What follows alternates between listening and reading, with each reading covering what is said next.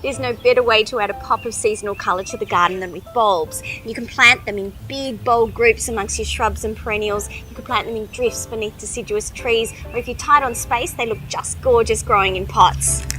If you plan carefully, you can have bulbs flowering in your garden in every season.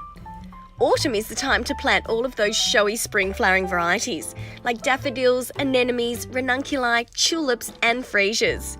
But come winter, it's time to get summer beauties like Liliums, Gladioli and Bearded Iris into the garden.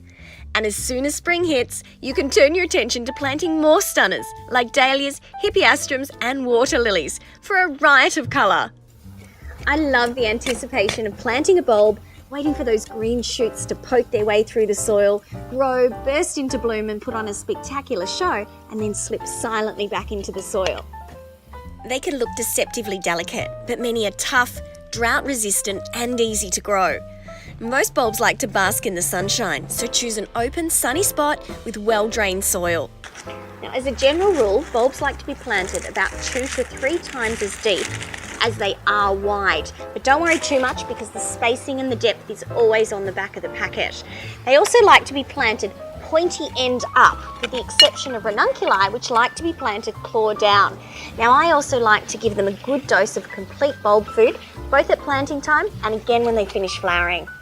Flowering bulbs are perennial in nature, so they're set and forget plants and can be left in the ground to multiply and flower year after year, with the exception of just a few, like tulips, which like to be lifted each year.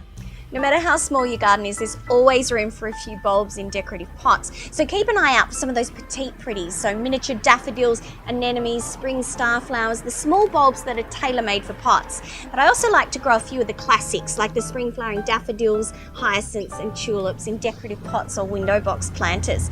You can plant your bulbs closer together in pots than you would in the garden, but just make sure you don't allow the bulbs to touch each other or the sides of the pot. And if you've got a pot that's deep enough, you might want to think about growing your bulbs in layers so that you get a succession of colour. Good drainage is also really important, so make sure you use a good quality potting mix.